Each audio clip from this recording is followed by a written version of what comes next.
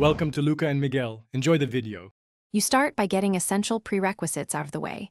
Sign into the same Google account on the lost phone and enable location and internet. Once done, open the Find My Device app on a second phone or go to Device. Google, com in a browser.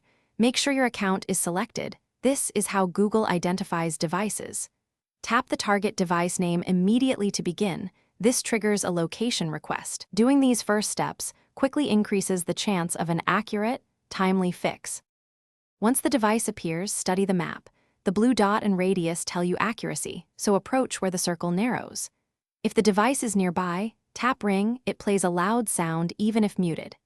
If you suspect theft or loss, choose Secure Device and set a recovery message and phone number so a finder can call you. The app also lets you sign out or erase if necessary. Make sure to note whether the device is online. That affects which actions will work. To finish, follow up. If the device is offline, enable Notify when found to get an email when it reconnects, and periodically refresh the map. Only use Erase Device as a last resort because it removes the ability to track.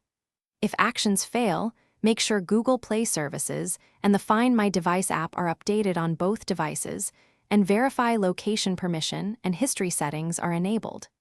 If you still can't locate it, contact your carrier and file a report. Preserve IMEI and serial numbers. Thanks for watching and please subscribe.